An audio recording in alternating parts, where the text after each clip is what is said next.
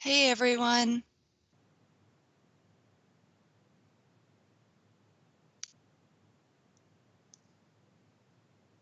Hey everyone. Good. Thank you, Kevin, for checking.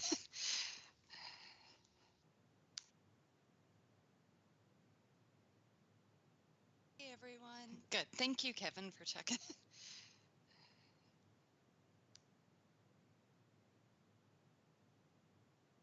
Hey everyone. Good. Thank you, Kevin, for checking.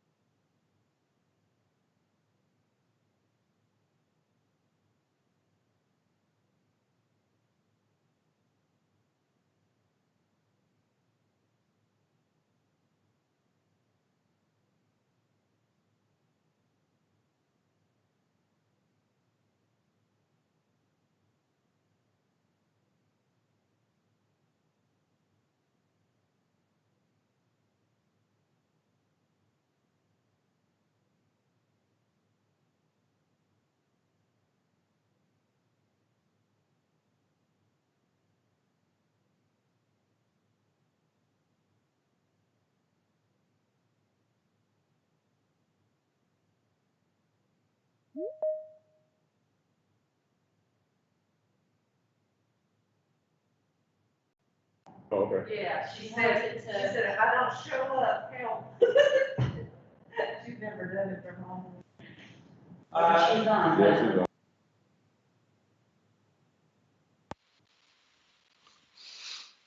I can see you, Ryan and Dr. Coyle. Yeah. No, you're not streaming yet. Oh. Can someone confirm that we have boardroom mic working? Yeah, can you hear us? Thank you very much.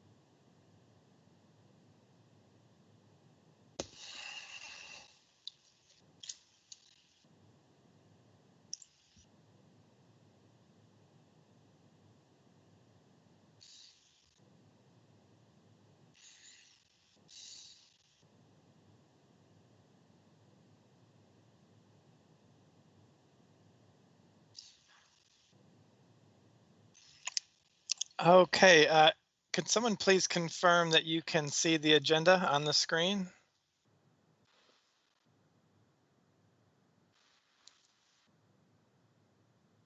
Thank you, Kevin. Okay, so I think I'm good to go, and we have the board members have arrived and ready to proceed.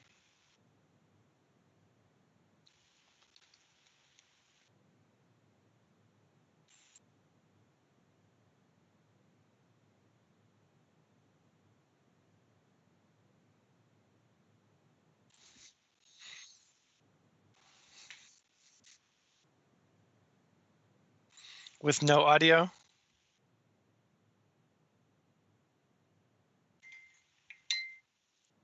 But I mean, is my audio going through, or do you have your streaming muted for now?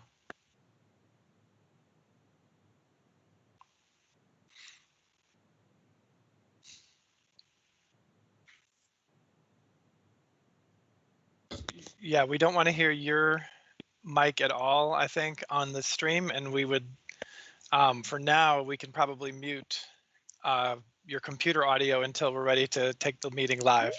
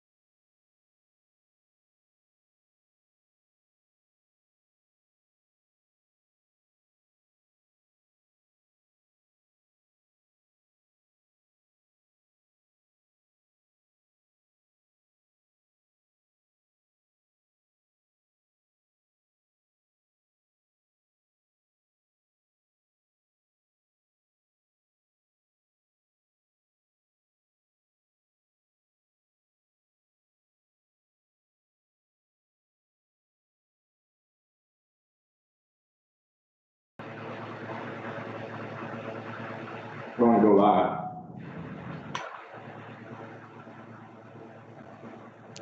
We are live. Okay. Good evening, everyone. We do have a quorum and we will call our meeting to order. I will do the invocation and we will start with the agenda items. Father, we thank you for this meeting. We ask that you be with us, that you will guide us in our decisions that we make to affect this county as well as this alliance. We ask you to give us wisdom. In your name we pray. Amen. Again, we thank everyone for being here for our November meeting. And I do need a motion to accept the agenda. So may I get a motion to accept the agenda? Move to accept the agenda. Mr. Chairman, this is Steve Morris. Thank you very much, Steve. May I get a second? Second from Mark. Thank you very much, Mark. Okay, all in favor, and I'll run down the list of individuals that I have. Dr. Daylor. Aye. Dr. Hagler. Aye. Mark Spitz. Yep. Steve Morris. James Mack. Are there any other board members present at this point? Okay, thank you very much. We do have motion carries. May I also get a motion to approve the minutes from October the 13th? So moved. That's Mark. Mark, thank you very much. And may I get a second? Dan Hagler, second. Okay, thank you very much, Dr. Hagler. Okay, all in favor? I will go down the list again. Dr. Hagler. Aye. Dr. Daylor. Aye. Mark Spitz. Aye. Steve Morris. Aye. And James Mack. Thank you very much. At this point in time, we will go to our reports, and Aaron Shue will be up for that. Thank you very much, and Aaron will go forward. Yes, thank you. Good evening, everyone. It's nice to see everybody. So I am bringing to you this evening our customer service survey report. So we conducted this on September the 29th. And if you'll remember, last year we changed to doing one date per quarter. So this was the 29th of September this year. Overall, we had a 96.6% average score for those who took the survey. And so if you were to look through the comments, we had some glowing comments, of course. Our staff just do an incredible job and have continued to do an incredible job throughout this very difficult time with COVID. The room for improvement, just like most every other survey time, is focused around wait times. And so, there was a time or two where individuals mentioned waiting either in waiting rooms or exam rooms. And so, but overall, no patterns or no new issues that I would like to bring to your attention this evening. We did not survey in the schools. So when it is appropriate to do so, we will do that again, but that they were not included during the survey period. Any questions regarding our customer service survey report? And a big thank you to Diane Berry for always pulling that together so nicely.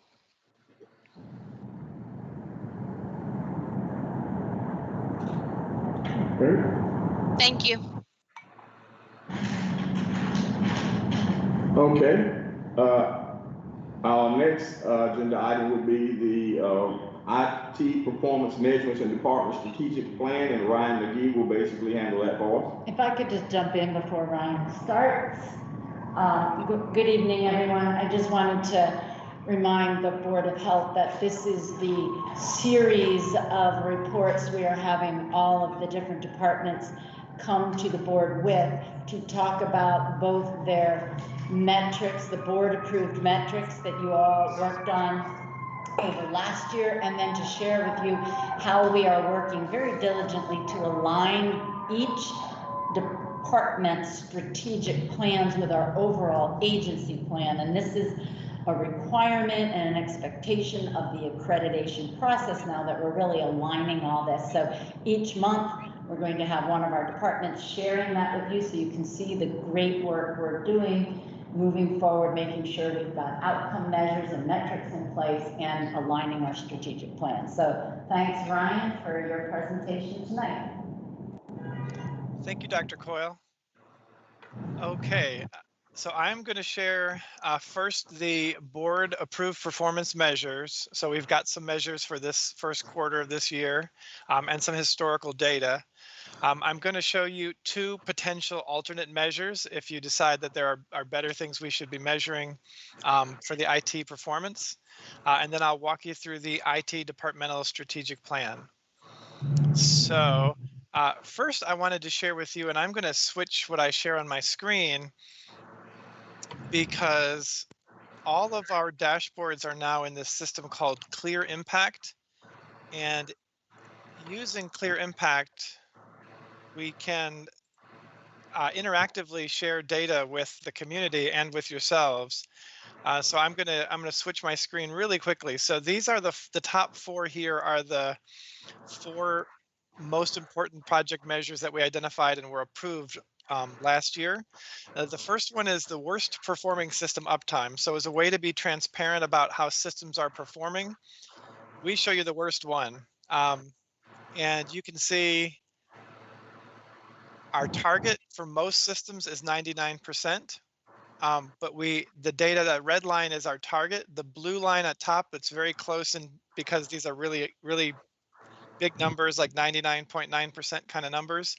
The blue line represents the systems that are actually down. And so if I hover over, our email server was offline for 3 business hours and 16 total hours in the entire year of 2019. And that is why the blue line is a little bit closer to the red line in that scenario. So if we switch over to fiscal year 20, you'll see that we had a phone system down for 1.25 hours during business hours. And phone system has a higher expected uptime because it's even more critical to our business operations. And that's why the red line moved up there. So this is one kind of chart you'll see in Clear Impact. We're now at the end of the first quarter 2021, and we haven't had any systems go down for any length of time. And so we're at 100% right now. That's the first measure. The next measure is a HIPAA risk assessment weighted score. And I thought this was important last year to be one of the board approved measures because we are not doing as well as I would like. It was about a year ago was the last time we had a full risk assessment.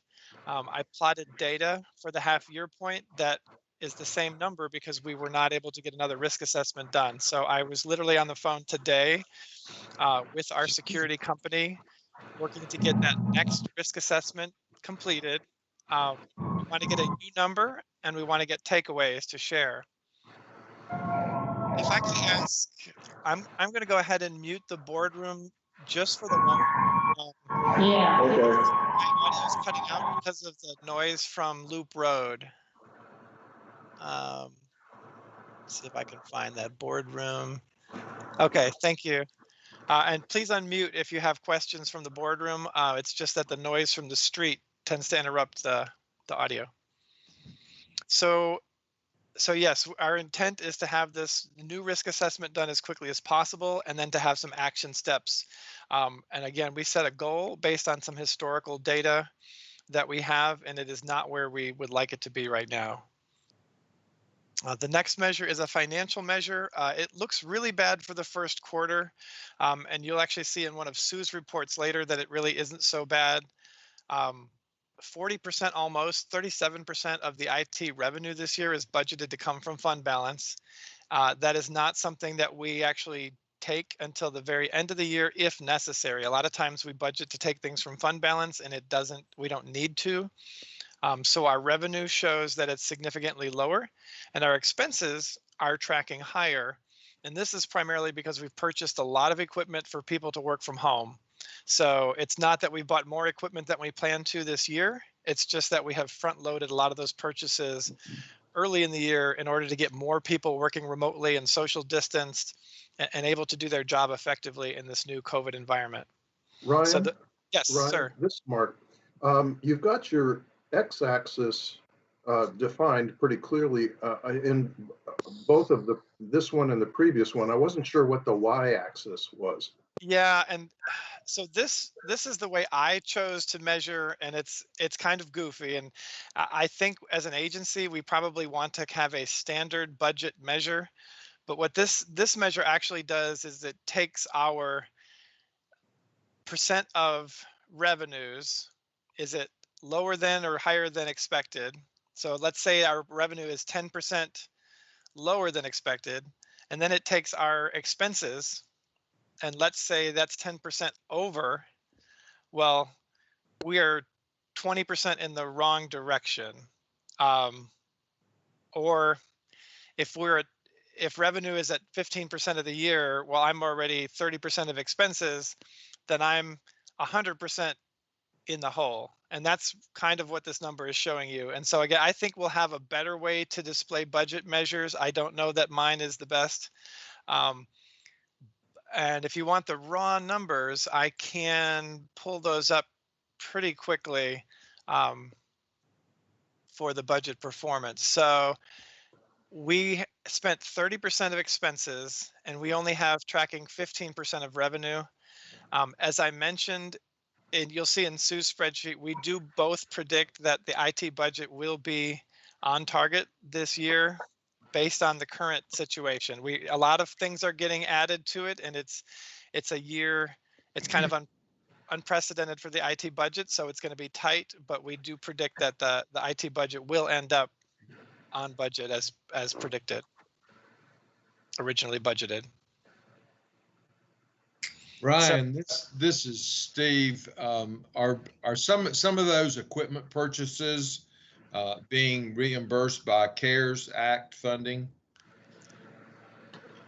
Some are. So yes, I believe for COVID response staff, there may be some, or this actually may be local fund. This may be county funding that I'm thinking of. So Sue might better speak to that, but there's COVID staff equipment, and there's also software directly related to COVID response. And so I'm not sure if that's CARES or not. Sue? Right, we are trying to use COVID funds when possible to cover these expenses. Either Sue or Aaron can probably provide a little bit more detail, but we are trying to, as appropriate, bill these to be covered by the grants that we're receiving. Yes, So that is correct. Just to be clear, these are unbudgeted items that were necessary in order to comply with appropriate COVID measures. Is that correct? And have people at home and therefore have equipment that needed? I guess if I could address this. So there are COVID equipment and there is COVID software that were not budgeted that have been paid for by COVID specific funding sources. What we are looking at in this IT chart are specifically IT budgeted equipment. And so we are simply buying some of our equipment in the first quarter instead of spreading those purchases out throughout the year. So the reason the equipment purchases now look like the expenses are higher is because we've purchased a lot of our annual buy in this first quarter. So based on that, then, if we were able to look at the next quarter, that negative 100% would be moving significantly back up to zero. Is that correct? Yes, that doesn't address the revenue piece. As I said, a significant portion of the IT budget is budgeted to come from fund balance. And again, if we don't need to do that, that will get fixed in the fourth quarter. So we'll move money from elsewhere is sometimes what happens. Or we will use that fund balance revenue and it will show as revenue in IT. So the revenue side won't change, but the expense side should get better in the second quarter and third quarter. Ryan and I were talking about this, and this may not be the best way to measure this particular metric. I think that's what we're going to be deciding throughout this year with a number of these productivity and outcomes measured metrics. Make sure we've got the right one. So as you're looking at some of what we're projecting, if you can think of a better way or a more standard, what is the standard, how have others done it? We'd appreciate that feedback, because I feel like this one probably needs to be modified, because we really want to be saying, are we staying on budget, not is the fund balance covering it to keep us on budget? Well, but again, we budgeted for 37% of the revenue to IT to come from fund balance. So that's how we created the budget. It's not that we're changing to meet needs in the middle of the budget year. We created a budget that uses 30% of the IT revenue is coming from fund balance. And Ryan and I had talked a little bit about the measurement because we also have been working on the dental measurement to make sure that it's telling a story. So Ryan and I can definitely go back and relook at this particular metric and make sure it's telling a story about something that you're able to determine, decipher, and make decisions on. So we'll work on Yeah. that together. And part of clear impact is you should be able to see whether something's moving in a good direction, staying the same, or moving in the wrong direction. So you should be able to clearly see that by these little arrows here. But the IT budget typically looks weird at different times in the year, but lands right where it should be. So that may be a budget measure that you decide you'd rather have some other measures from IT. That's totally up to you. The last of the board approved performance measures for IT is this projects on schedule. And it just so happens that we were 82% pre-COVID. We kind of got swamped and stopped working on all of our projects and just sort of all hands on deck putting out fires. Around this time, say June or July, we started making a really fast transition to Microsoft Online, and we essentially adopted a new project management software. And we now are starting to measure monthly again how our projects are tracking, how many are on target. So we have 82%. We had 82% in February, I believe, and now we're at 82% in October now that we're measuring again. And I can show you that. So again, for October measure here, we had completed 11 projects and we had 9 projects on schedule and 2 projects behind schedule. As of October, I just did an update today and we're only at 50% on schedule. So I have details of those, and that's the November update that is not yet in Clear Impact.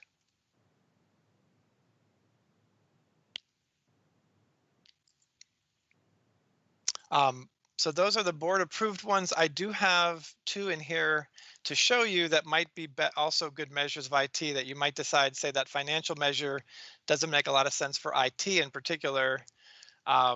We have customer service as a measure that we can share. And so this is first quarter numbers for customer service. I believe 66 people responded to our surveys in our ticketing system.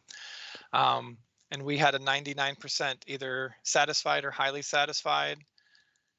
We also are able to measure with those same tickets, both how many tickets we're dealing with. You can see we had an obvious spike starting in March. This was sort of the old high number mark, and then starting in March we started to trend up. So the old I'm being told that I'm not sharing the right screen anymore. Let me switch back here. Thank you so much, Kevin.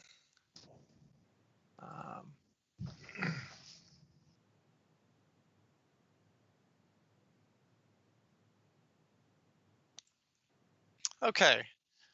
So again, we have customer service satisfaction numbers. We also we can measure the number of tickets each month and the percent of those tickets that are meeting the service level agreement. So we have a standard of responding within 8 hours and resolving a ticket within 7 days for a low priority ticket. For a medium, which is the standard ticket, we respond within 4 hours and resolve it within 3 days. And then for urgent tickets, we respond within 30 minutes and resolve them within the day. And as of September, so this is all the way through the quarter, we had done that for 94% of tickets. So again, this is one other measure we could decide to use as an IT performance measure. And I'm going to change gears if there's no questions about those last two measures to the departmental strategic plan. So this is just a recap of those 4 priority areas for the agency, using data to improve health, uh, internal practices and programs and policies that achieve equity, collaborative systems that address social determinants of health, and also things that transform agency capacity, culture, and practices to achieve excellence. So in this first area, we are going to have 2 main places where we contribute to this public-facing repository of data. So this is Clear Impact that I was just sharing with you. So we have built the scorecards for IT, and we have put all the data in for the past data and the current data for those scorecards, and I'll keep updating those. Some of those are monthly, and then some of those are quarterly. The next piece is public health data analysis.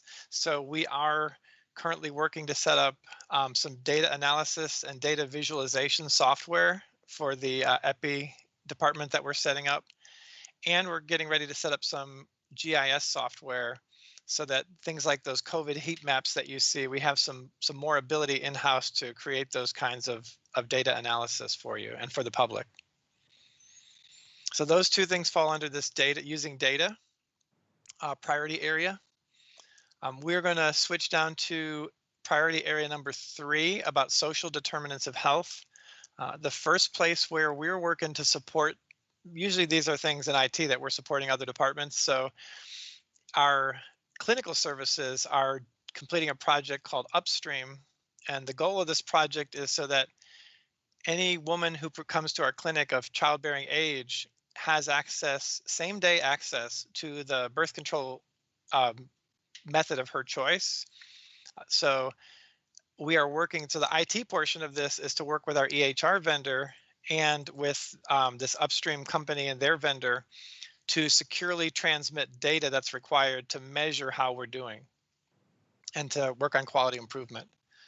So that's the first piece. The next piece is to connect to the North Carolina Health Information Exchange. So we are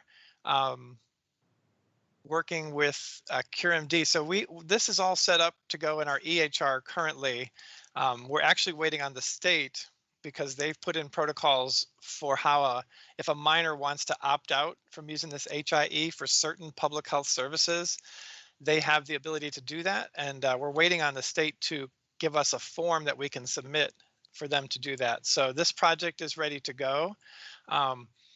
Now, we also need to interface our dental health record system with the NCHIE, and that is a project that we're going to have to complete this year. So we don't have a solution. We have a couple of different options for that, and Janie and I have been working to get that started. So that's something that we need to complete by June 1st. We're going to switch over. So the next thing is actually making referrals for social determinants of health. So one thing that we're almost, we've set this up, but it's not quite ready reporting wise, is so that in our EHR in the clinic, we can screen patients for social determinants of health. So do you need housing? Do you need help with housing? Do you have a need for, do you have food issues? Issues with, I believe it's interpersonal violence. There's 4 big priorities that the state has set, and they've sort of outlined the questions you should ask. And we have built this into the EHR, and we're working right now on getting the reporting so that we can pull those numbers and pull different information out regarding social determinants. And the next piece is to work, there's a new system called NC Care 360 that the state is rolling out. It is a resource directory. It is also a way to make referrals for social determinants of health. So if you provide housing assistance, you would have a listing in this NC Care 360. Someone comes to CHA clinic and needs help with housing, we go into NC Care 360 and we make a referral for you, and we can actually tell if you got there and if you got some assistance from this agency. So that's the intent with NC Care 360, and we have 11 programs at CHA that are at some place in the process of getting their program set up and making referrals to other agencies, other other organizations that provide these kinds of assistance. Finally, again, for this priority number 3 area is to transition to Medicaid managed care. And so it is our intent to participate as a tier 3 medical home in our clinic, in our pediatric clinic particularly, with all 5 of the managed care companies in this region. At the time of the state launch, the state is just now ramping back up to talk about Medicaid managed care and rolling out some timelines. And I have been helping to coordinate that work, and that's why that sits in IT. But there's a whole lot of other people with a whole lot of responsibilities there, both in the clinic and some of the folks on the billing and payer side of things and credentialing. Ryan, could you explain very, very briefly, I'm still getting educated, what tier 3 means in this case? Sure. I'll do the best I can. I don't have anything prepared for that, but essentially a tier 3 medical home. There's only 3 tiers right now, and we have been a tier 2 provider in years past, and it means that we provide certain quality measures, and in turn we get a per patient per month fee for participating as a tier 2 provider. At the level of tier 3, it means we take on the responsibility, or we contract with someone to provide care management services, and that we have certain responsibilities in terms of data, of sharing our data with the state and of being able to ingest data that the state sends us. The big intent here is that we can monitor the quality of the care and the health outcomes of the patients that we're caring for, and do it according to what the standards that the state has set.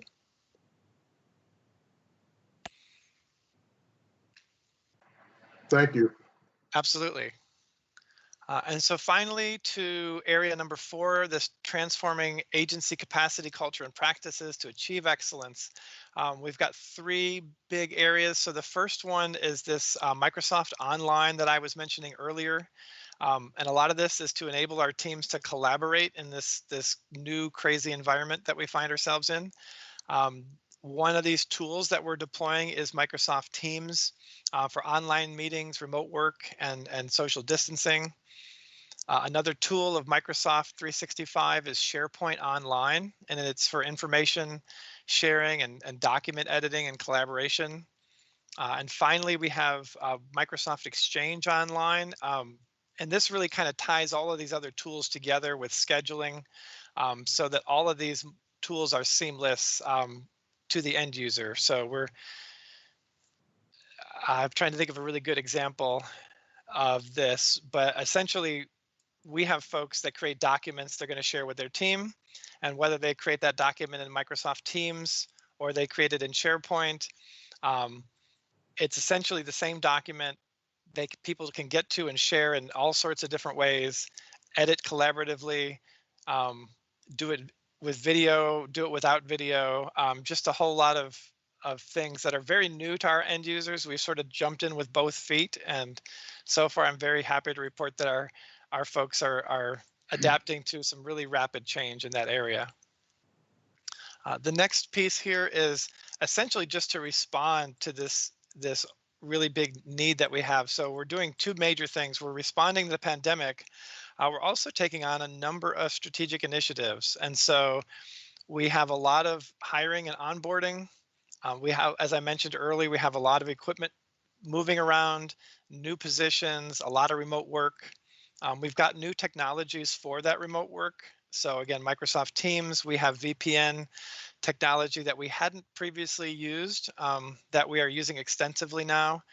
We also are working on soft phone technology so that our folks can be using phones seamlessly, whether they're at their desk here at the office or whether they're home. It seems like they're calling and answering their CHA phone lines. We're also making changes to timekeeping, and there's a lot of this has had to do, at least in the last several months, with the way we've staffed up for COVID response. The other things, the last piece for area number 4 is to ensure that our systems are resilient and available. And so the first thing I mentioned already was our HIPAA security risk assessment and any projects that flow from that. The next piece is going to be to fully test our disaster recovery capabilities. And the final piece, we talked last year about installing a backup generator at the village data center. So that is in the very early stages right now. That's actually one of the projects that was showing a minute ago behind schedule because I have to really get working on that. So those are all the areas. There's actually one more that is in the formal plan that is not in this presentation, and that's really to support the work of HR as they look to do more automated processes. So you'll hear from Dr. Cathcart later, but there may be areas where we can support some of their work to really automate some of the processes we have here at CHA. But that's it for the IT strategic plans. So if you have any questions, please let me know.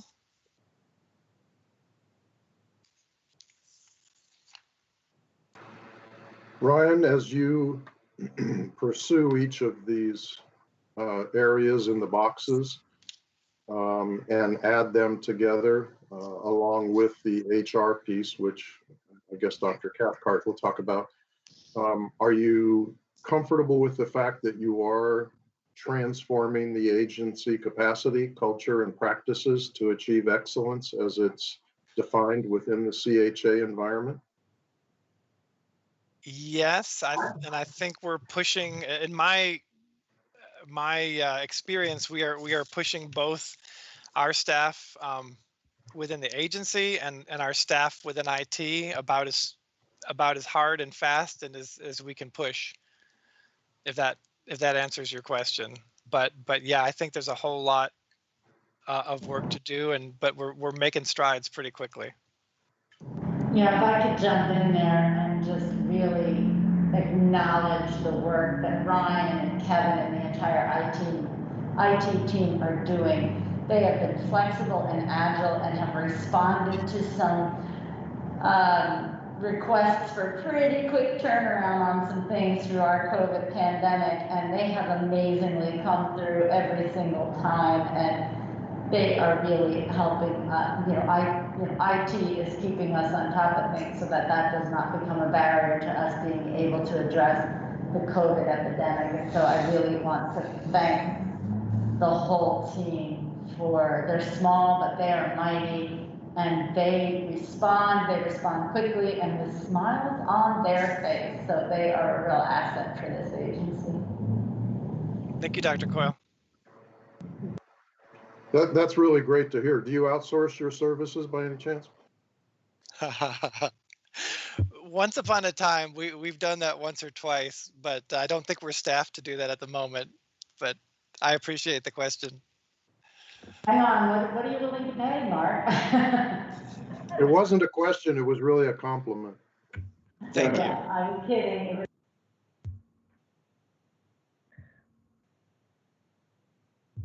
Okay, without any other questions, I'm going to turn it over to, I believe Jordan Melton is next on the agenda.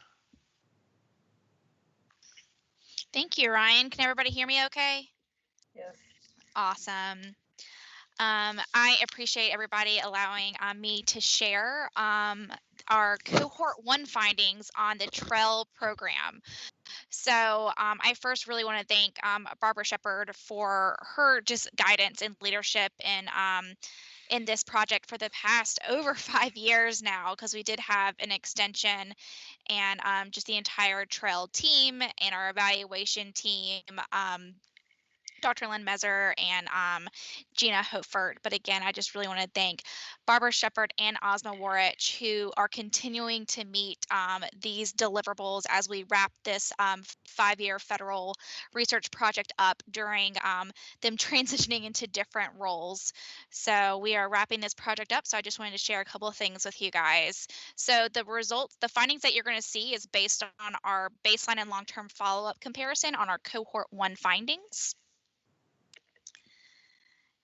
And Awesome, thank you. And the Trail, just a refresher, the Trail Taking Responsible Actions in Life program was a rigorous research project that was funded through the Office of Population Affairs, and we were researching teen pregnancy prevention, and it was a multi-tiered system of support.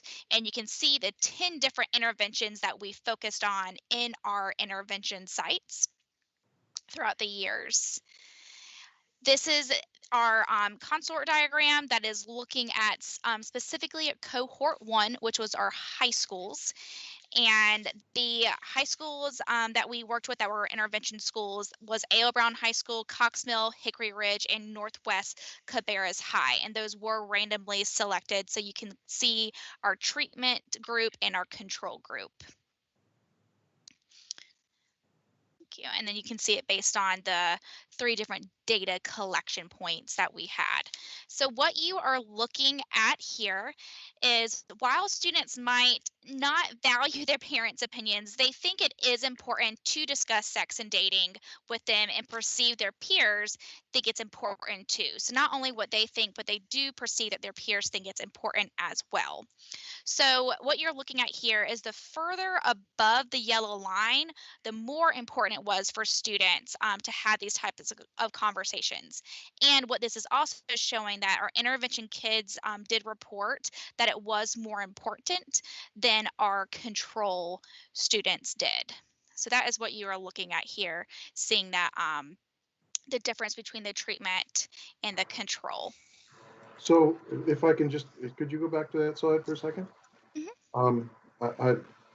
Which is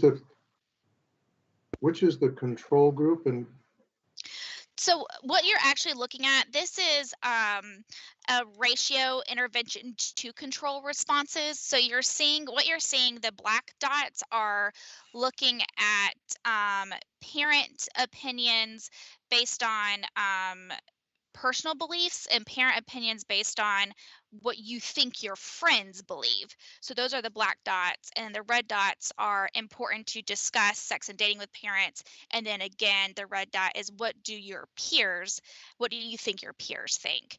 And again, the further above it is above the null, which is 1, we're seeing that our intervention students thought it was more important than our control students. So you're actually looking at a ratio of both the intervention to control responses. So just to be clear, the red dots mean that the ones that you've intervened with do perceive the importance of communicating with parents above the control group, right? Yes, that's exactly. Thank you.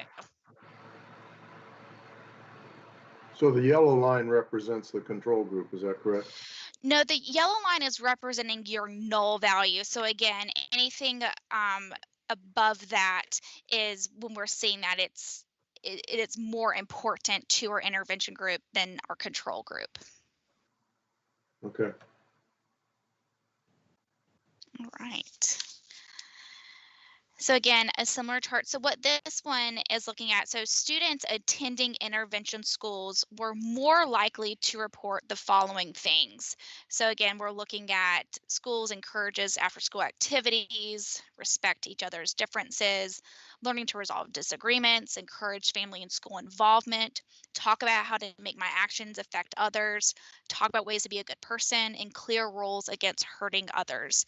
So we were seeing these following things about school climate compared to the students in the control schools. So again, this is indicating a positive impact from the interventions that the Trail program provided in our schools compared to the control. And what's really significant about this is that they are all significant, but the encourage after school activities and also the respect to each other's differences is actually statistically significant, because the line is representing, the black line is representing the confidence interval, and it's not crossing the null. So it's actually signifying that it was statistically significant, the intervention to the control. So it was great to see that. But again, because it's above the yellow line, it our intervention groups did find it were more impacted based on the interventions. So it's all really great to see that our interventions were making an impact in these areas. And I just have one more slide to share. So I just want to say, though, that again, the only thing there that's statistically significant is the first one. And the rest of it, since it's not, it is in the right direction, but it doesn't confirm your hypothesis. It's okay because it's all positive and that's good. But statistically, that's the only meaningful data point. Absolutely, when you're looking at it from a perspective of if it's statistically significant, but it's also important to say, though, is that there was a positive impact based on the interventions. And yes, the encouraged school activities is statistically significant. The respect each other's differences is actually borderline statistically significant. So it's right there at that. The CI is right there at that null value. I don't want to pick on this at all, but I mean, it could be just your N was not small enough to detect it, and maybe that's the other piece you need to do. Our N wasn't large enough. We didn't have enough people in the intervention groups to detect the difference. Yeah. Yeah, I mean, the way to go back and do that would be to add to your samples to see. Yeah, right. We need a larger N. It doesn't mean it. I mean, that's the. I mean, I don't want to argue this because I know you know this. You know, Bonnie, that it's a positive finding, but and it's definitely in the right direction, and that's good. But it just, you know. Yeah, your point is taken, Dan, that we did not always achieve statistical significance, but since the trends are all in the right direction, it's likely more an issue of sample size than, you know, we just didn't work with enough youth to become statistically significant. But we can't say that for sure, so you are 100% correct. Yes, thank you for that. So then the last slide that I would like to share is just an adjusted probability of students that are reporting abstaining in the past 3 months. And what you can see here is that there is no difference between the intervention and the control that we found. So again, those are our cohort 1 findings. Again, that was our high school cohort that we wanted to present to you guys to see that the treatment did have positive impact in several different areas. So again, thank you so much for letting me share with these findings with you guys. Does anybody have any questions?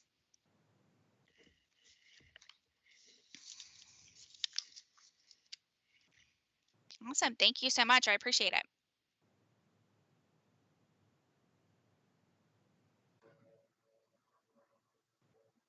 Who's up next?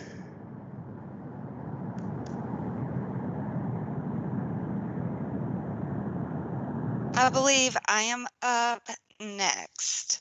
So next on the agenda is the comprehensive annual financial report. We had our audit in the month of September, put together the financial report at the end of September, 1st of October, and it has been submitted to the local government commission for their approval. Once it is approved, we'll send it to the Government Finance Officers Association for the award for excellence in reporting financial information. So once the LGC has approved it and it has been reviewed by the Government Finance Officers Association, I will bring it back to you at that time and let you know that this is final. Next on the agenda is the audit letter. So that is the letter that our auditors provide to us or to the board and to management, talking about the audit and the findings of the audit. And there were no internal control issues that they found. There was no disagreements with the management about any issues. So you can look through the audit letter and it's just a summary to the board regarding their experience at CHA as they were completing the audit and any information or things that they found while they were here.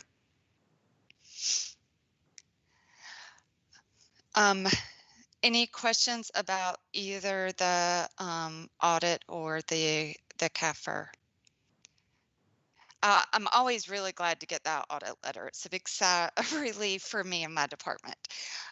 Next are the financial summary reports. There is the financial summary that we bring quarterly that kind of puts everything on an accrual basis. The next report is the variance analysis year to date, and it compares where we are last year at this time to this year in a time of COVID. You know, that's definitely something to notice. But the last one is a CHA snapshot of the departments and how they are doing compared to budget. And those are green dots or yellow, orange if need be, or a red dot. And the only current red dot is dental. We are continuing to see revenues progress up. Medicaid has increased their reimbursement rates during COVID, which we greatly appreciate. And expenses, we've had 2 dentists resign, and we currently have about 6 dental supporting staff out on furlough. There are 3 dentists back in the department, and I am happy to say we're bringing back an additional hygienist next week. So as we get those appointments in, the hope is to continue to write that program to have the revenue and expenses in line for you. Are there any questions about any of the financial reports? If not, we can turn this over to Dr. Cathcart and the Human Resources Strategic Plan. Thank you, Sue. And actually, I'm going to share my screen because I've made some changes that aren't in the packet, but just minor changes to wording and things like that. So.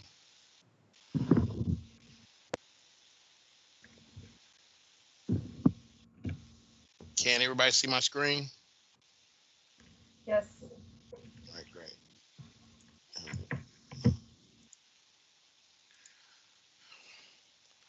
All right, so this is the Human Resources Strategic Plan. A lot of this is new because there were no board approved goals, particularly for HR, except for turnover. So that is still one of our goals. And there's not a lot of historical data either. So I'm working on being able to gather some historical data, as Ryan mentioned, and hoping to automate some things to be able to get better reporting so everything isn't so manual. But so using data to improve school health is the first one. So the first thing I need to do, what we wanted to do, was develop an HR scorecard. And if you look at our metrics, is we want 95% of grievances and complaints by employees resolved within 30 days.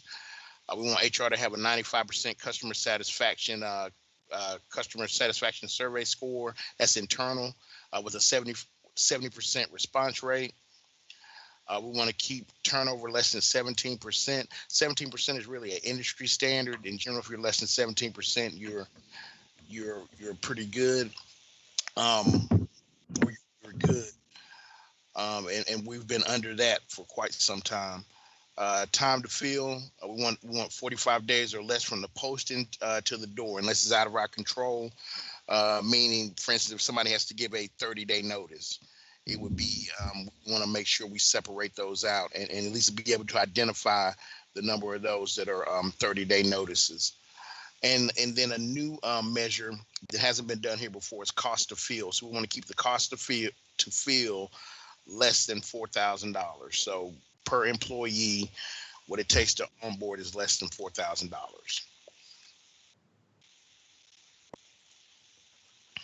Steve, is that an average? Yes. Okay. Yes, on average, less than $4,000. Yes. Thank you. You're welcome. I tell you what, I'd love to be able to take your goals and use them on our side. Those are great. Those are great goals. Right, and you notice the timelines are kind of aggressive too. But thank you. So develop internal and external practices, programs, and policies that achieve equity, which I know is a heavy hitter for the board and for CHA as a whole. And so we want to be able to ensure equitable access to services, programs, opportunities, and information, and transform our workplace to be inclusive for equitable employees from marginalized and underrepresented communities. So the first one is that hire the director of equity. We have not hired a director of equity yet. That's still on. I think we're still on target for that to get it done by the end of the fiscal year. The job description is complete. I want to make sure that whatever equity director we have in here is not only has the DEI training that they come in with, but I think it's going to be important for them to have additional DEI training, diversity, equity, and inclusion training for some of the external things that we think they may be doing as well concerning equity. The external resource list focus on diversity.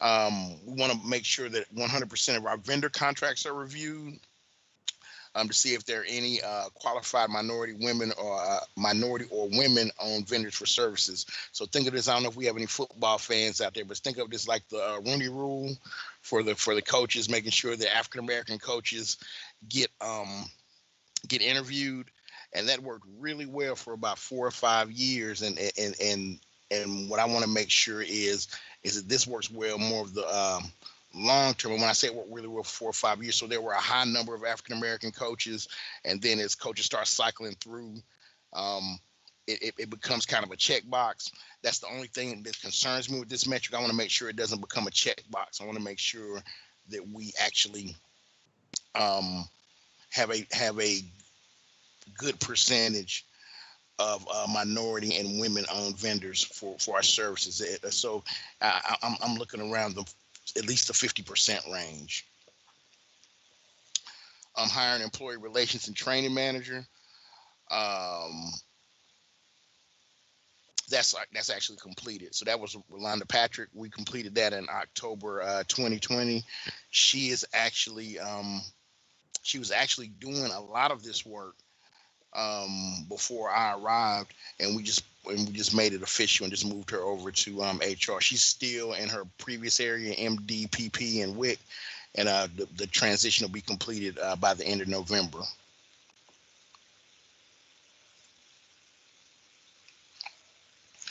The next thing, excuse me, is to restructure CHA hiring panels to ensure equitable hiring practices. I want to make this more HR driven than manager driven. Currently, this is very manager driven, and this goes into the fiscal side as well, because many of the higher compensated employees spend a significant amount of time with interviewing and interview panels. And I think a better use of resources, there will be a better use of resources having not so many highly compensated employees on these interview panels. And also what I want to make sure is that HR is able to monitor how we are making employee selections a little more closely. Not that I think anybody's necessarily doing anything wrong, but it's easier to make sure things are equitable when there aren't so many different hands in the pot. I'll say like that. And you also want to make sure that folks are trained. So I want to make sure the hiring panels are developed, 100% of the staff trained, or at least 100% of the staff that'll be interviewing. And we're going to make sure that we have 100% adherence to the new guidelines. Of course, a lot of what I'm talking about will have to come back to the board for approval, by the way. So I meant to say that earlier. Implements. Yes, go ahead. Yeah, if you don't mind, this is Chris Bowe with Atrium, and one of the things we're looking at right now is our hiring funnel. So when you consider minority applicants and non-minority applicants at the general application stage, and as they go through the process and get to the manager review, and then finally to the hiring point, what we're seeing is that in several of our locations, we're having a flipping of the percentages. so that if you have a high percentage of minority applicants, we're seeing the percentage of non-minority and minority flip when you get down to the hiring stage. So we're being very deliberate about trying to make sure that, to your point, we're having a peer interview panel that is a diverse panel, and ensuring that the team that we're hiring to, if they don't have diverse representation for a peer panel, that we're pulling other peer members in from outside of that group to be included in that. Absolutely, and that's the go ahead. I'm sorry, but you're absolutely. And then finally, what we looked at is that the percentage of minority and non-minority leaders that we have, because really at the end of the day, we have to ensure that there's a peer group of leaders that are looking outside of their departments to help hire and really invest in this work. Yes. So with the restructure of how we currently do our hiring panels, I do want to make sure of a couple of things. One, that the panels are as diverse as possible, and two, that the hiring manager is kind of further back in the process. Where so it would be the hiring panel would funnel things more so to the hiring manager, where currently now the hiring manager is kind of on the panel from the start to finish.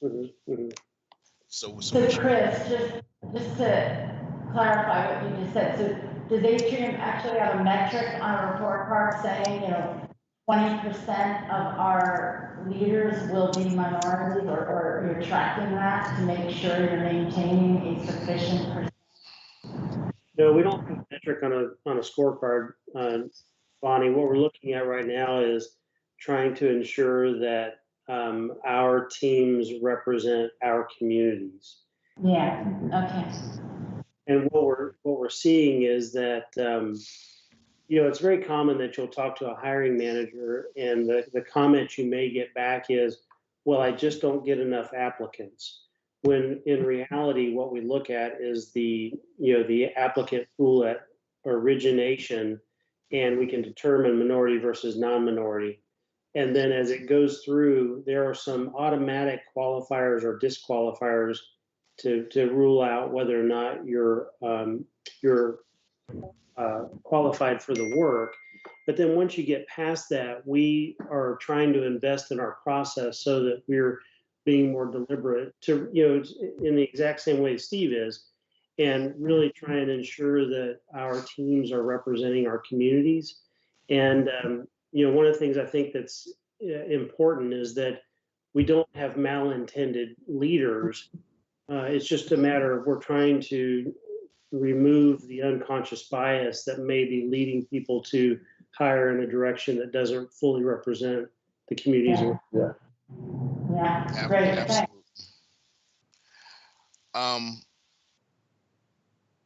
We want to make sure we implement supervisor compliance training. So when we talk about compliance training, we want to make sure that we're training our supervisors and things on a regular schedule, on a more regular schedule. And the first thing that always pops in my head is like sexual harassment training. I know that's not the only thing, but that's the for whatever reason, that's the thing that pops into my head as far as when I say compliance training. And also part of that compliance training would be EEOC compliance with interviewing as well. Equitable compensation for bilingual support staff is ensured. The salary and classification study is going to be conducted with an equity lens to talk about to focus on minority and bilingual employees. We just had our kickoff meeting on Wednesday, this past Wednesday, I think it was November the 4th. We want to make sure all employees are paid at the market rate, but we want to make sure we eliminate any pay disparities for minorities. And again, we had our kickoff meeting last Wednesday with that.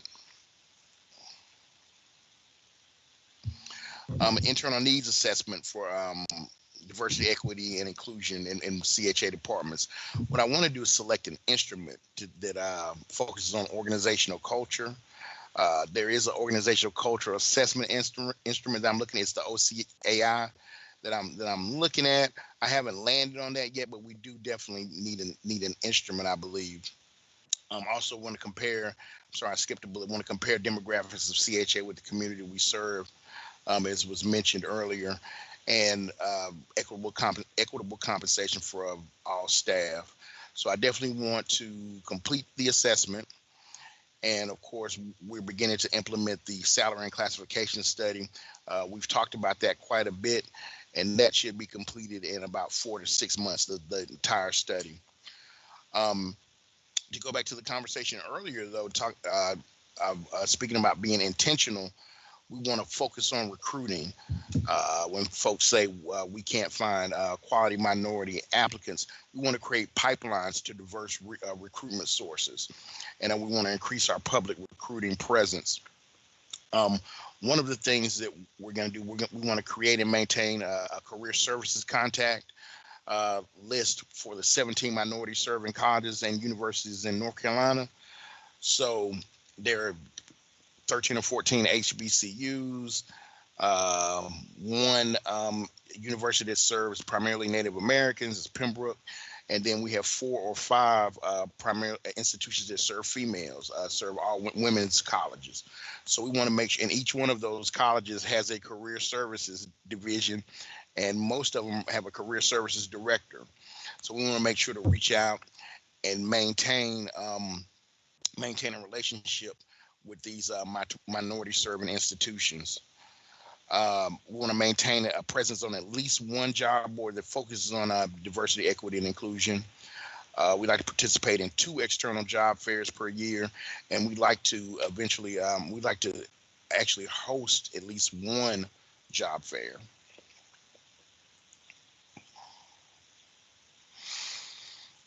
And so transforming the agency capacity, culture, and practices to achieve excellence, that's goal 2 and goal 5.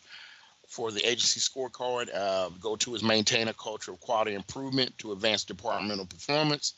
And goal 5 is enhance the existing workforce development plan and program. So again, this is something that would come back to the board, but we're reviewing and updating the progressive discipline policy. We want to make sure we train on a new performance appraisal tool, and make sure that we talk about that we update and train on progressive discipline and the code of conduct. And of course, those goals are 100% of the staff to be trained in progressive discipline and the employee code of conduct. We want to review and update the performance evaluation process. My hope, and Ryan mentioned this earlier, my hope is this can be an electronic evaluation tool. So I'm really looking at that now. I think we do have the internal capacity now, possibly, to have a electronic evaluation tool. We need to select the learning management system. Out of all of our systems, I think this is our most lacking, is learning management. I don't think we have the internal capacity for that, but I do believe for the rest of the automated features, or at least 90% of the automated features I want, we have the internal capacity. I want to make sure our workflows are enhanced and made more efficient through the expansion of these systems. Want to make sure staff is correctly identified as exempt or non-exempt, and we're already implementing a clock in, clock out system via ExecuTime. So ExecuTime is one of our internal systems. So we're making sure that we're more efficient. That's one of the workflows that we have. We can be more efficient with our time.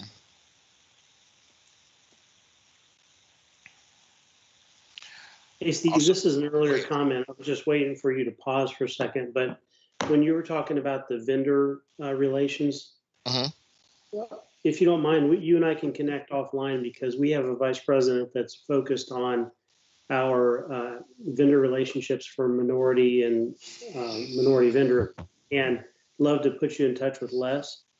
Excellent. But the other thing I might suggest is that we consider not only minority and women owned, but Also veteran-owned as an opportunity? Yes. Thank you. I'm just gonna make a quick note of that.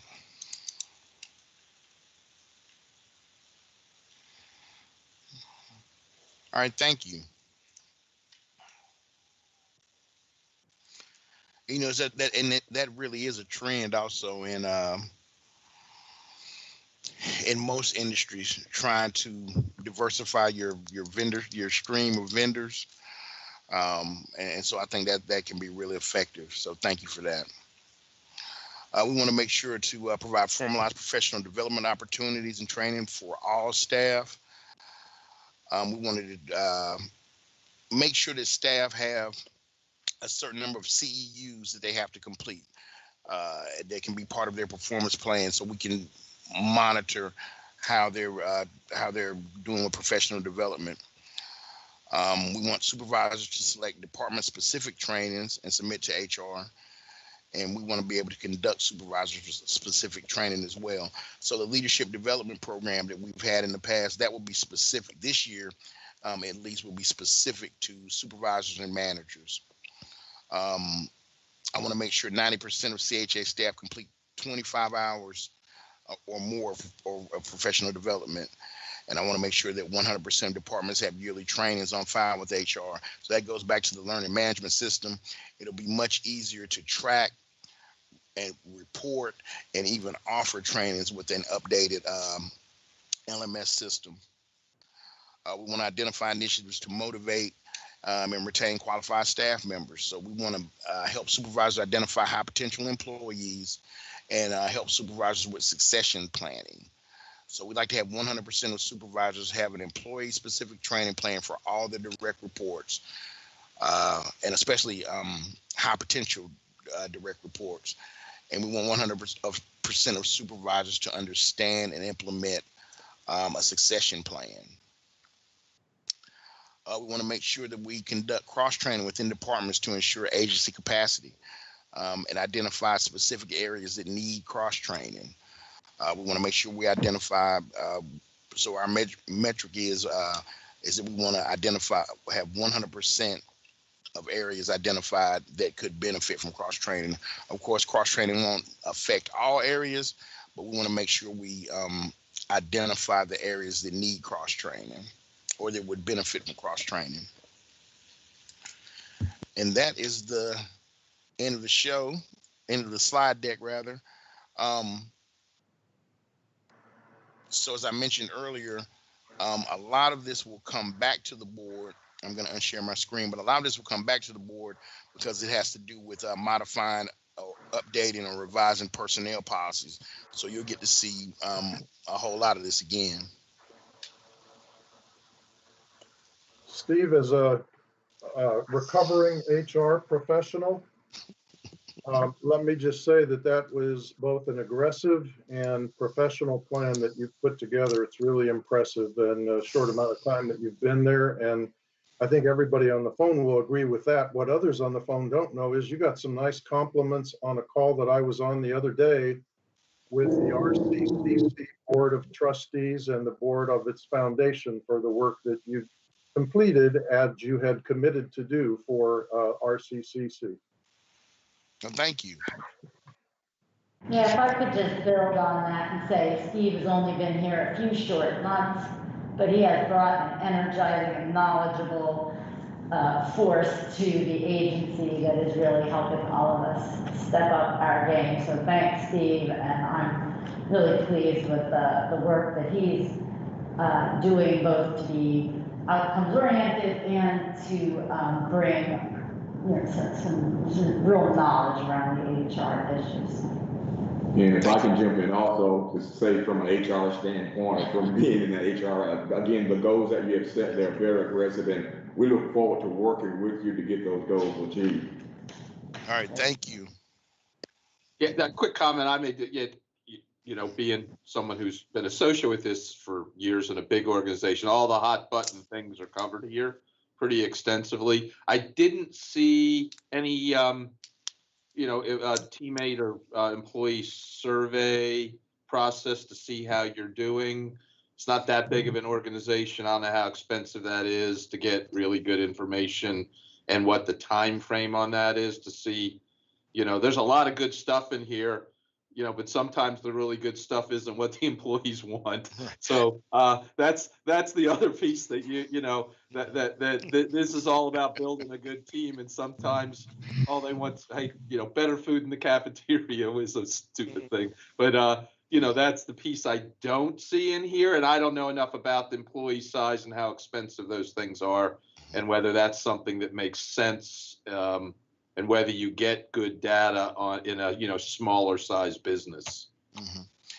And you're probably right. I do have a customer satisfaction survey with HR services, but there probably does need to be something added about just overall. And I know we do that every year anyway, and I'm already looking at some of that data. Aaron has provided that data for me from the last one, and I'm sure we do it. I'm sure we do it every year. So I wanna make sure we continue that. And like I said, the big thing with these things is being able to act on some of those things quickly. Yeah, and a lot of it's to gear your questions to what you're actually doing, because I'm always amazed at the things that big companies and small companies do on behalf of their teammates, and how little sometimes they actually know what's being done. Right, and that's a big communication piece, because many times things are being done, but the employees just aren't aware of what's being done. So you're right. Okay. No other questions? Okay, Bonnie, I guess you're up next. All right, well, the director's report is in your packets. I'm not going to read through it, but I am going to pull out some of the highlights to share with all of you. We have had another very busy month as COVID continues to challenge us, not just in our command center, but in all of our program areas as we move quickly and agilely to adjust to the surges that we unfortunately continue to see. So I want to start off, we had a really good month with awards and recognitions. We had 4 awards in October, 2 for staff and 2 for our programs. Abrea Johnson, one of our school nurses, won the North Carolina 2020 School Nurse of the Year Award. And Sonia Bohannon-Thacker won the Outstanding Contributions to Social Work and Public Health Award from the North Carolina Public Health Association. So look at that, we have the best state school nurse and social worker right here in our agency. I think that's pretty impressive right there. We also, our WIC program received an award, the North Carolina Child Recognition Award, which came with a $10,000 prize for the work that we are doing with a appointment system to improve customer satisfaction and retention of clients in our program. And our MDPP program received the John Bodish Community Award from the North Carolina Diabetes Advisory Council for the improvements that we have achieved in improving health and wellness for minorities across our 10-county service area. And Rolanda Patrick, which Steve mentioned previously, had been overseeing both of those programs over the past year. So huge kudos to her and the WIC and Minority Diabetes Prevention Program team members for the hard work they've done to get those awards. Another recognition we have is that Greg Stewart, who was in our Healthy Living programs, was able to gain recognition for CHA at the national level, having presented a mindfulness and stretching session at the American Public Health Association National Conference. So virtually, of course, since almost all conferences are virtual, but pretty amazing that we were able to present at that national level and get that recognition.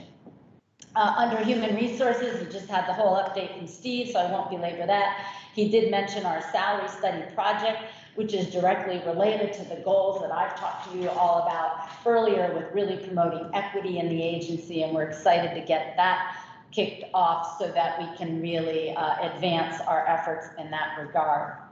Had another great month around finance and grants. We received a $750,000 grant from the Bureau of Justice that will be aiming to stop school violence. We're really excited to get that award and get underway with that. Also do want to point out that our KEYS program, which is a grant we've had for several years around working with the schools with some safe driving, and that we did actually end up declining that award this year because it required in-person education, and they weren't flexible to allow us to submit a different plan. And so because we just could not really know what was going to happen with schools this year, we thought the smartest measure there was to just simply decline that grant, which was for, I think, about $100,000, so not a huge grant. And it was the final year of a multi-year funding source that we moved in. For clinical services, we talked briefly about dental. Our revenues are starting to trend upward, as Sue said, so that is helping to get the program turned around. Thanks to Sue and Jamie for their conscientious efforts to get us on track with dental. We do still have 7 folks furloughed in that program and 2 assigned to help in COVID. It is our goal that with the return of another dentist in January that we will, our plan is, and we believe we're on track to get all of them back to work by January. So hopefully we will be able to report that out to you in January. Under medical and communicable disease, we focused in October on immunization efforts for back to school to avoid any students being excluded because they aren't meeting the requirements for immunizations. The state did just come out in the past 2 weeks and extend that. It was originally that all students would have to be up to date on their immunizations by the end of October. They have extended that till the end of December, but we had several events and opportunities providing quite a lot of immunizations to those children, students who needed to get access to those services. We've kicked off and we're providing flu vaccines to our employees. As of right now, we're only at about 25% of our employees having documented flu vaccine, and I have earmarked that as something we really want to focus on as an agency, as a health and a public health agency. We want to get that rate way up, and we're going to start working on efforts to make sure that we get a good baseline this year and do a better job next year. Our school health team has been incredibly busy, and again, I can't give enough credit to the flexibility and the sense of teamwork that this team is demonstrating as they are working hand in hand with both of our school districts to adapt to all of the curveballs COVID is throwing at us. And they have really become resources to the school districts around understanding the Strong Schools toolkit that the state has put out there for how schools can best comply with and assure that they are protecting students and staff as we ramp up and start bringing schools back. They are just working around the clock and doing phenomenal work. And Erin Shue, again, deserves tremendous credit for the amount of work she's doing, making sure that we are doing everything possible to assure a safe transition to bringing students back into the schools. Our COVID response in general has been just constant and surging from times just in the past week. And so some of these bullets aren't there. We're starting to see a surge again. As you may have noticed, in the whole state we are surging. Our numbers are starting to surge. And unfortunately, we're starting from a higher baseline than where we've been previously. So that's challenging. The good news is that, and big thanks to the county, one of our concerns was that we did not have much funding identified to continue efforts after the end of December when a number of our funds would stop, but the county has reallocated another approximately $1.5 million to assure that for the next 6 months through June, we are going to be able to staff and continue our contact tracing, case investigation, and other mitigation strategies to try to stay on top of this pandemic. And the efforts that we are focused on right now in the past week with the state is looking at vaccine planning, and some materials just came out today about monoclonal antibody medications and treatments, and how to start to ramp up with that. And we also have a regional grant where we're going to be serving 10 counties addressing long-term care facilities, since the rates are starting to surge there a little bit too. So just constantly additional efforts and issues that the state is coming out and asking us to engage with. I'm going to pause there and allow Aaron to jump in with any additional updates, because again, this feels like almost a moving target. Like every day there's 5 new things that we're trying to address in this pandemic. Yeah, thanks for giving me the opportunity to share. I just want to echo what Dr. Coyle has said regarding staff flexibility, from our school health team to our communicable disease team to, IT.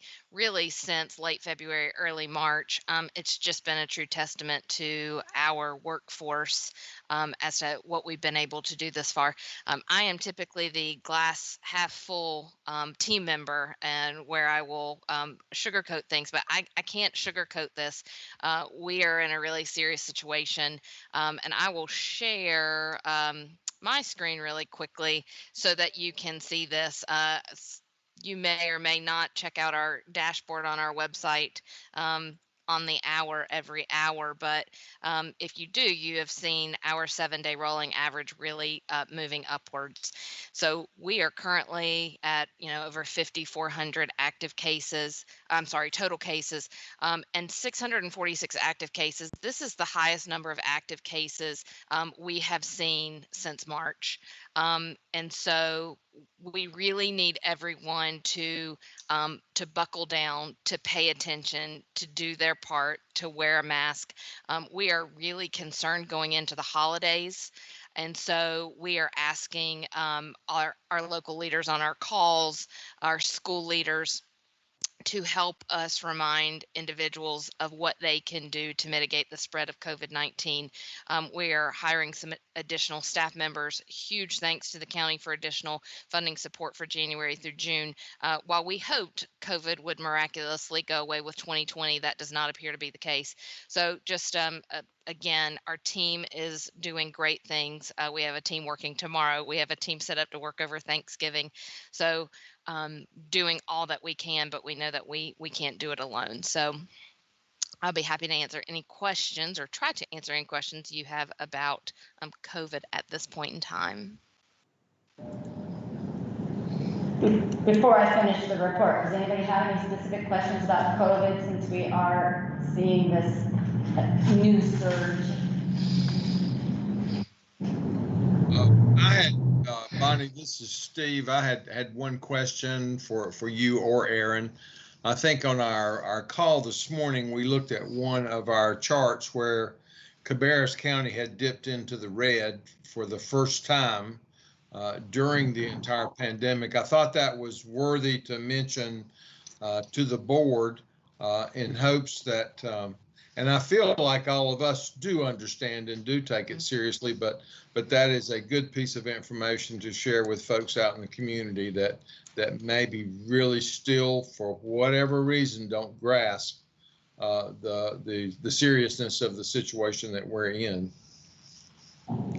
Yeah, thanks for mentioning that, Steve. What Steve is alluding to is that national experts have developed a sort of color-coded scheme, and they base it on the number of new infections per day per 100,000 population, and when you get over certain amounts, your color keeps going closer and closer to the color of red.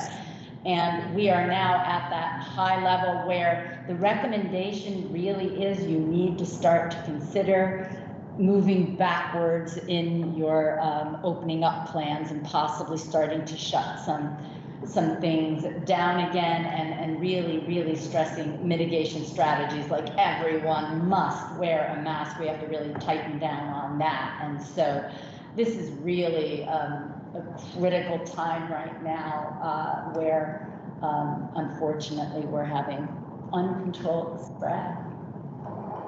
I had one other question. When you talked about flu vaccines, and you mentioned that there were 25 employees that had declined. Right now we are at we are at about 25% of our employees having received their vaccine. The number there was only a small number who have declined, but what that means is we don't have documentation yet of the percent. It's my understanding we tend to run around 50%. I just came from a health system that really strived for near universal vaccine, and it was actually required that employees were vaccinated, and I'd like us to think about that as a potential policy here to become immunized or to get the vaccine, or to then be sure to be practicing strategies like being masked in that, and or moving out of a position that puts you in contact with potentially high risk individuals.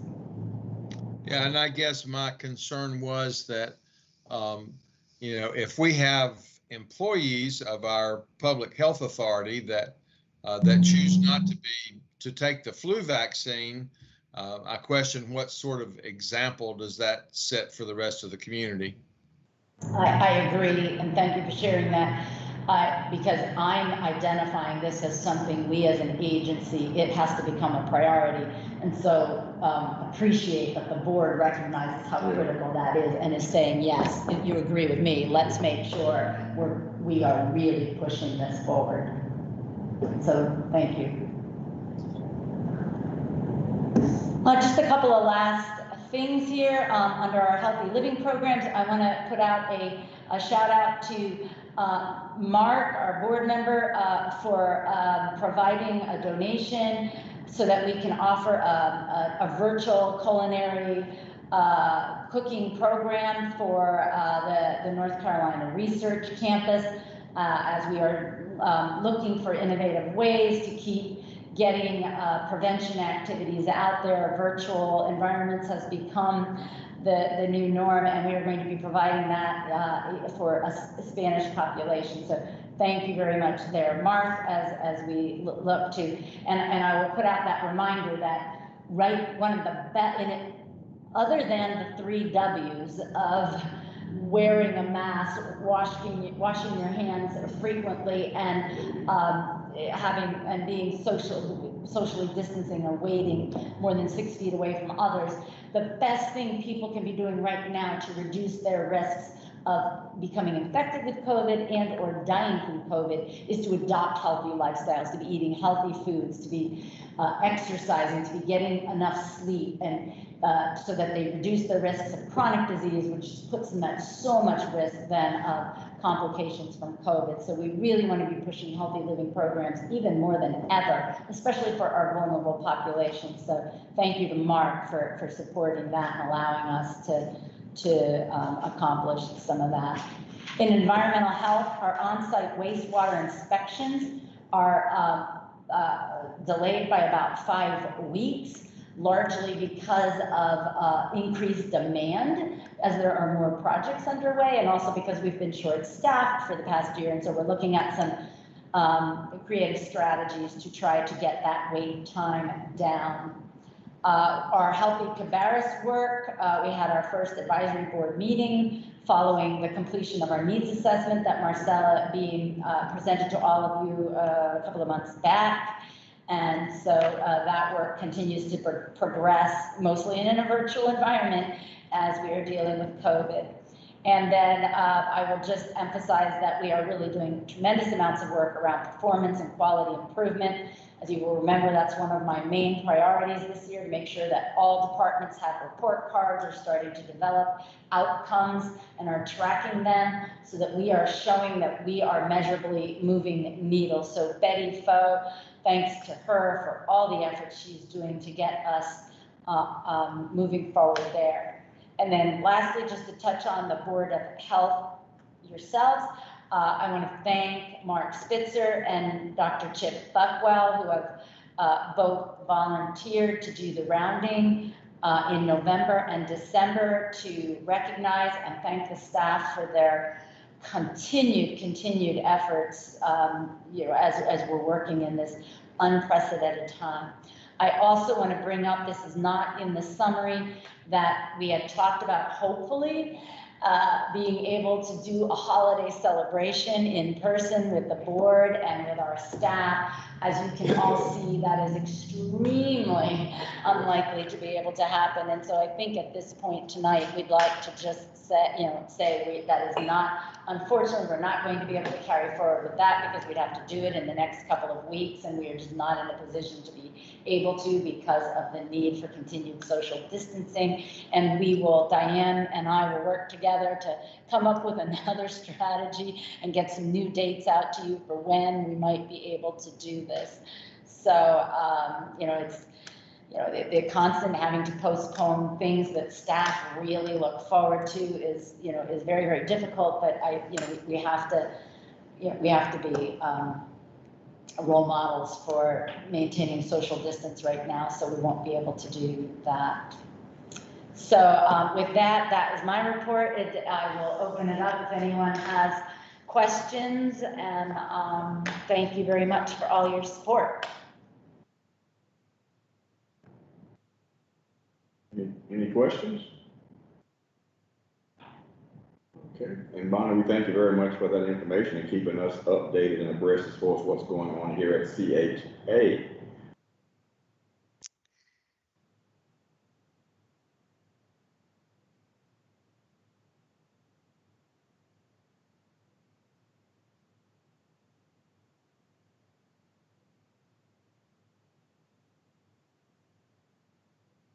I can't hear the boardroom. Am I the only one?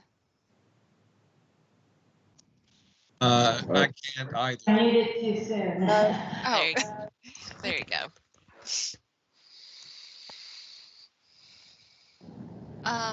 next, are you ready, Mr. Mack, for the Yeah, go budget on with the review? revisions. Yeah. Okay. So after that great report of all the work we're doing, we're going back to the super fun world of finance. There are 11 budget revisions on the consent agenda. The most significant one is adjusting the budget for the declination of the Keys grant. Again, as Dr. Coyle said, it was just logistics on trying to get that grant into the schools in person. And we did get some more funding in for our immunization action plan, the Bright Ideas grant for the preparedness group, and the Glasgow Smith Award that we were received due to the outstanding work of CHA employees. If there are no questions. Okay. Any questions on the budget revisions? Okay, if not, may I get a motion to accept the budget revisions? Motion to accept. Okay, and that was Dr. Daly. And may I get a second? Second, Mark. Okay, that was Mark Fitz, okay. And to do our roll call, all in favor, Chris Bowe? Aye. Okay, Dr. Daly? Aye.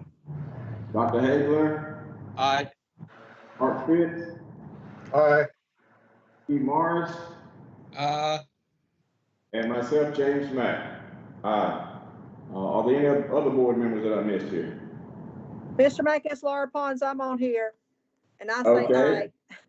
All right, thank you very much. All righty. And motion carries, and our next item will be Sue Yates again, and it will be the financial policy revisions. So this month we are bringing 3 policy, the dental clinic eligibility policy, the donation policy for Cabarrus Health Alliance, and the donation policy for the public health interest. There are no changes in the 3 of these policies. They are brought yearly for your review. Okay. Any questions on the review of the policies? Okay, hearing none, may I have a motion to accept the review of the policies? Mr. Chairman, I've so moved. Chris Bowe. Okay, Chris Bowe, thank you very much. And may I get a second? Second. Okay, thank you very much, Dr. Pons. May we go through our roll call as far as the agreement? Chris Bowe? Aye. Dr. Daylor? Aye. Dr. Pons?